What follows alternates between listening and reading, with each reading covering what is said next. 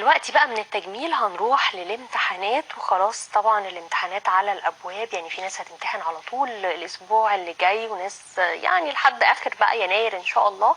فازاي احنا كأسرة يبقى البيت ما يبقاش فيه جو بقى توتر وتنشنة الامتحانات؟ يعني لسه كنت بتكلم ان المفترض انه من اول السنة نبقى مقسمين مذاكرتنا عشان ما نوصلش للتوتر اللي موجود. اللي ذاكر خلاص، لكن خلينا برضو نتكلم لو حد عايز ان هو يلحق ازاي نوفر له الجو الهادي علشان ما يبقاش مضغوط. ده هنعرفه من خلال دكتوره اماني فاروق، اخصائي تعديل السلوك، منورانا يا فندم. اهلا بحضرتك، كل سنه وحضرتك طيبه. حضرتك طيب. خلينا كده الاول نتكلم يعني ليه احنا الاسر المصريه، واعتقد ده مش موجود برضو في الدول الاجنبيه، ليه عندنا دايما التوتر بتاع الامتحانات ولازم ولادنا كلهم يطلعوا وتبدا المس هتزعل منك، بابا هيزعل منك، البيت كله هيزعل منك. فبيبدا جواه وجوه اللاوعي عنده انه يبدا يخاف من الامتحان. صحيح. وانه هيسبب له قلق مع الاسره، بابا هيزعل، المس هتزعل، فيبدا جواه تنبني ثقافه ان هو الامتحان مصدر خوف وقلق. وده اللي بتغرسه الامهات والاباء في الطفل من عمر كيجي، يعني حوالي صحيح. 4 سنين. صحيح. وهو ده اللي بيخلي يبقى فيه ارتباط شرطي بين الامتحان والقلق. فاحنا عشان خاطر نقلل من حدة القلق والتوتر عند اولادنا، احنا من الصغر نحسسه ان الامتحان ده يوم عادي، ان هو مجرد تقييم عادي، ان احنا نفشل ونحاول مرة تانية. ان احنا نقول له نزرع فيه الثقة في نفسه. ما اقولوش انت فاشل، ما اقولوش انت مش شاطر، ما بتفهمش الحاجات دي. ما قارنهوش باخوه او صحيح. بحد من اصحابه، وخاصة لو كانت بنت، لان البنت بتبقى اكتر حساسية عن الولد. فانا اعمل ايه بقى؟ ان انا دايما اديله توكيدات ايجابية عن نفسه. يعني اقول له انت شاطر، انت بطل، انت عملت اللي عليك، انت عملت اللي عليك، مش مشكلة، محاولة. واجيب له قصص عن علماء كانوا في البداية زي ما بيقولوا مش شاطرين في المدرسة، وبعد كده زي اينشتاين. بالظبط. قالوا عليه انه غبي، يعني لولا امه هي اللي قالت له هم مش قادرين يوصلوا لمستوى ذكائك. يعني هو اترفض من المدرسة، لكن الام ما قالتلوش هم رفضوك عشان انت غبي، قالوا له انت رفضوك لان انت ذكائك قوي. وهو اعتقد كده وبقى عالم كبير بالظبط. يعني.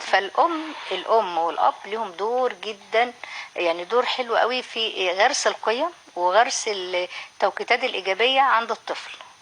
بعدها بيكبر بقى، بيدخل مرحله المراهقه، مرحله الشباب. اهم حاجه ال3 سنين الاولين او ال5 سنين بصراحه يعني وزاره التربيه والتعليم عامله دور ان هي السنوات الاولى لحد ثالثه ابتدائي ما فيش امتحانات. فيعني بالزبط. نعمل ايه اكتر من كده؟ يعني حتى رابعه وخمسه وسته مجرد تقييمات، حتى بدون درجات، اللي هي الالوان المفروض ان هي تبقى موجوده. يعني الوزاره بتحاول انها الموضوع يبقى اهدى، لكن احنا زي ما حضرتك قلتي عادات وتقاليد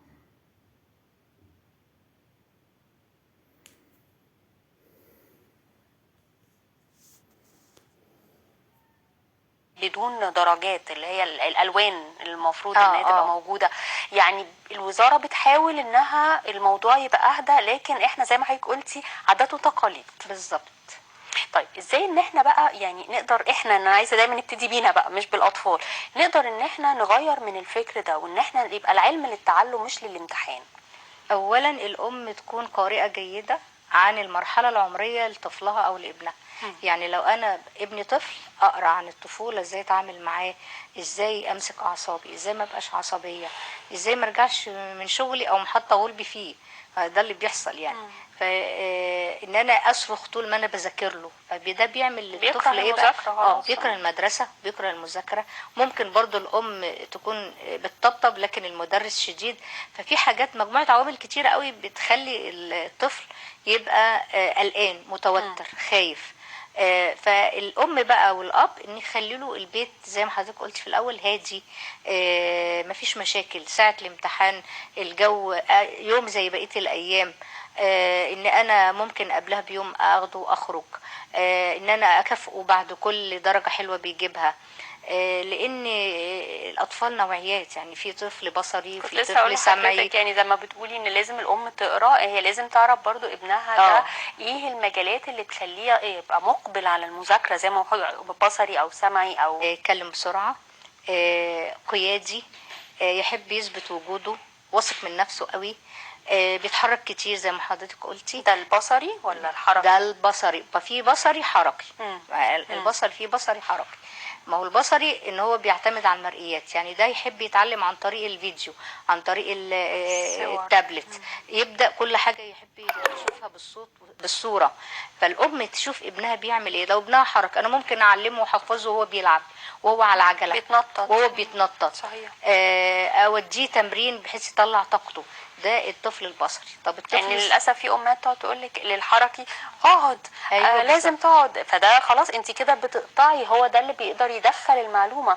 والبصري تقدر تعرفه تلاقيه بيعلق على لبسك او بالظبط. حلوه، يعني بياخد باله من والبصري تفاصيل. بيحب الهدايا ويحب صحيح. الالوان الحلوه ويحب الام تطبطب عليه وتاخدها في حضنه.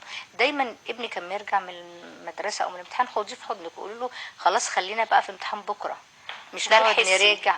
لا عامه انا بتكلم عامه. الحضن مهم جدا للطفل. نرجع للنمط التاني اللي هو الطفل السمعي. ده بيبقى شخصية تحليلية، بيسمع أكتر ما يتكلم. ده اجتماعي، يسألك أسئلة كتيرة فما تقولوش انت صدعتني كذا، لا أرد على أسئلته لأن دي شخصيته كده. بيتعلم عن طريق السمع، عن طريق الأسئلة الكتير.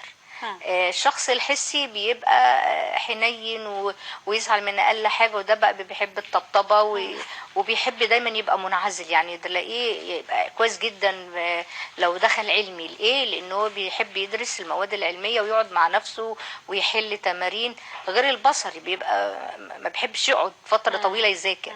فبناء على شخصية الطفل أو الابن الأم بتبدأ تتعامل معاه. صحيح. امتى تطبطب، امتى تجيب هدية، امتى تشوف شخصيته. لو هو منعزل توديه نادي وهكذا. وعلى فكره مش بس الام، كمان لا المدرس اللي هو مع الطفل حتى لو بتاخد دروس، ما انت ممكن تديله درس يخليه يرجع لورا بدل ما يطلع لقدام لو الموجود مش عارف يتعامل مع نوعيه الطفل ده مدخله ايه. هو زي ما قلت في البداية ان الطفل بتتبرمج شخصيته من البيت ومن المدرسة ومن النادي اللي هو بيروحه، وبعد كده اما يكبر بقى من المجتمع. كل مرحلة عمرية ليها أهميتها. الأم بتبرمج في السنين اللي هي لغاية 5 أو 6 سنين. بعد كده بيبدأ يروح المدرسة. فالمدرس دوره بقى. في مدرس ممكن يكره الطالب في المادة، في مدرس يحببه. وبرضه المدرس نفسه لازم يبقى عنده ثقافة التعامل مع النوعيات المختلفة من الأطفال، البصري والسمعي والحسي. لو بصري وشاطر اخده يلعب تمارين رياضيه، اخليه يشترك في حاجات رياضيه جوه المدرسه. لو سمعي وبيحب الشعر وبيحب كده اخده استفيد منه. فالمدرس والام مكملين لبعض.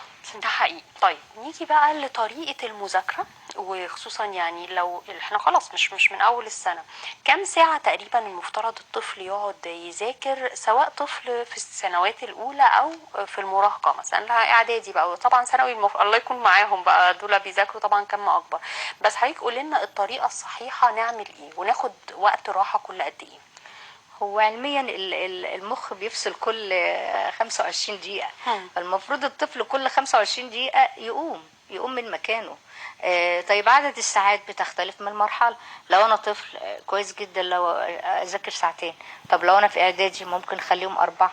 لو أنا في ثانوي ممكن يوصلوا ل6 ساعات في اليوم. وأنظمهم وأعمل جدول. الأم في فترة الطفولة ممكن تعمل حاجة اسمها جداول التعزيز. تعملها وتحطها في الحجرة بتاعت الطفل، وكل ما يعمل حاجة حلوة تحط له ستيكر، تحط له موشن. تجيب له هدية، صلى النهاردة تحط له ستيكر. عمل الواجب، راح الجيم في ميعاده، عامل أخوه كويس. دي اسمها جداول التعزيز. اجيب له، والتعزيز انواع، اما مادي يعني اجيب له هديه، او معنوي طبطبه وحنيه وكده، او اجتماعي ان انا اشترك له في نادي او اديه رحله. في حاجات كتيره ممكن الام تعملها مع طفلها في حسب مرحلته العمرية، بحيث تخليه ان هو حد ايجابي، حد بينظم وقته. وانا كمان ممكن اساعده في عمل جدول الدراسة بقى نفسه. صحيح. هنذاكر النهاردة كذا، هنذاكر النهاردة كذا. انا كنت لسه هسأل حضرتك، الافضل ان هو خلال اليوم يذاكر كذا مادة، ولا لا يركز على مادة واحدة وكل شوية بنفصل او بنريح كل 25 هو دقيقة الافضل نريح انه 10 دقايق يذاكر مثلا؟ مادة ويفصل كل شوية.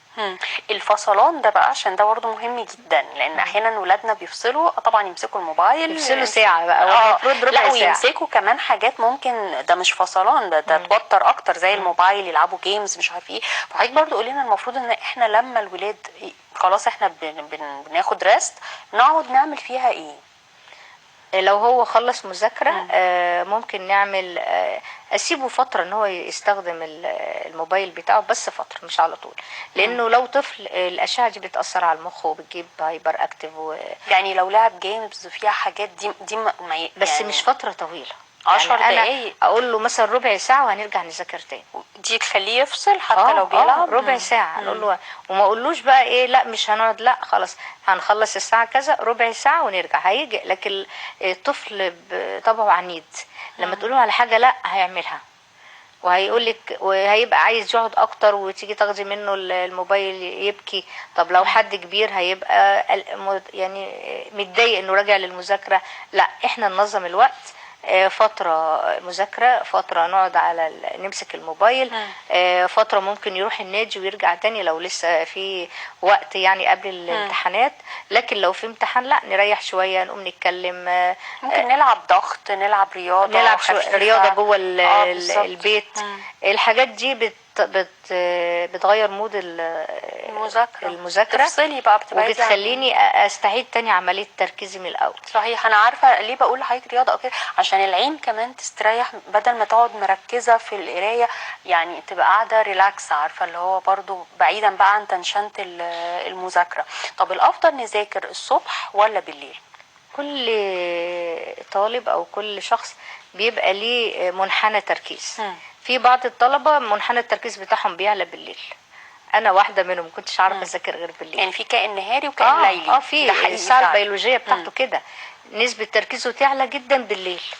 وفي واحد يقول لك لا انا بحب انام بدري واصحى بدري، فهو زي ما اتعود ظبط ساعته البيولوجية ان هو يذاكر بالليل، هيلاقي نسبة تركيزه اعلى بالليل. انا ليه بقول لحضرتك كده؟ لان هو طبيعي، يعني احنا بنتكلم ان طلبة مدارس يعني كلهم بيروحوا المدرسة بدري، فاكيد ان هم بيحصلوا الصبح. هل ممكن التحصيل يعني يبقوا رايح المدرسة ومش عارف يحصل ويحصل بالليل؟ لا هو التحصيل في المدرسة هيكون نسبة تركيزه مع المدرس الصبح عادي مفيش مشكلة. انا بقول لو هو هيذاكر بقى بعد ما يرجع يذاكر بالليل ممكن يبقى اعلى. في ناس بتفضل انها تروح ترتاح شويه ومن المدرسه وبعد كده ولا على حسب التعود؟ ما قلت لحضرتك حسب ما الام عودته انه يرجع من المدرسه يريح شويه ويذاكر بلا نسبه تركيزه هتبقى اعلى بالليل. عودته انه ينام بدري هتلاقيه بيصحى بدري، ممكن يصحى قبل الفجر يذاكر شويه قبل كمان ما يروح المدرسه. هو اتعود انه يصحى بدري.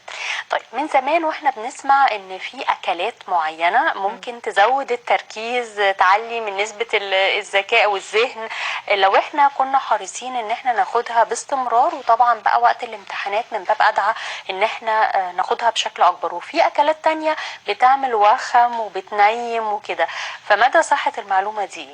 هي معلومة صحيحة. لازم ابني قبل ما يروح المدرسة الامتحان يعني الصبح يفطر كويس، اديله بروتين، اديله زي البيض، اللبن، فواكه، المكسرات بتزود التركيز، الحاجات اللي هي فيها اوميجا 3 زي الاسماك. ففي اكلات الام تبقى حريصة تديها لابنها قبل الامتحانات بفترة، بحيث ان هي تزود نسبة تركيزه وبتقلل التوتر والقلق عنده. طيب ايه بقى العكس اللي بيزيد الاكل السريع، اللي هو الحاجات الفاست فود اللي بتيجي من بره، بيبقى فيها مليانه دهون ونشويات. النشويات دي بتعلي نسبه السكر في الدم، فبيحس بالوخم زي ما حضرتك قلتي، ممكن ينام وهو قاعد بيذاكر. لكن لو انا طول ما هو قاعد بديله حاجات بتزود من تركيزه، عصاير فريش، بلاش المعلبات، الحاجات المواد الحافظه، كل دي اكلات بتزود من التركيز وبتحد من التوتر. لكن الاكل السكريات والشوكولاتات والحاجات دي كلها بتعلي السكر وبتخلي الطالب اكتر يعني هايبر وقلقان، ومن اقل كلمه يغضب، ممكن يقوم سايب المذاكره وداخل نايم لو هو كبير شويه. وخاصه فتره المراهقه بيبقى السيطره عليه صعبه شويه. فالاكل طبعا مهم جدا، والام هي اللي بتعده ليه. طيب لو انا ابني او بنتي عندهم لا مبالاه في المذاكره، ويعني وانتي موفره لهم جو هادي وكل حاجه، بس عارفه في يعني اطفال او ابناء تلاقيهم مسؤولين بطبيعتهم، وفي ابناء لا الموضوع مش حتى تقولك ده لعبي وده بتاع مذاكره. التصرف مع الولاد دي يبقى يتم ازاي؟ لو ابني عندي لا مبالاة، بلاش الضرب وبلاش العقاب وبلاش التوبيخ. ان انا ابدا احببه في المذاكره زي ما قلت لحضرتك بنظام التعزيز. طب يلا نذاكر. حتى لو مراهق؟ حتى لو مراهق.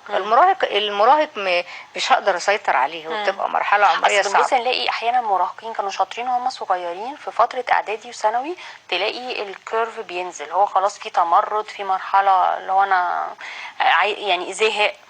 مرحلة المراهقة بيحصل فيها تغيرات فسيولوجية جامدة في الهرمونات.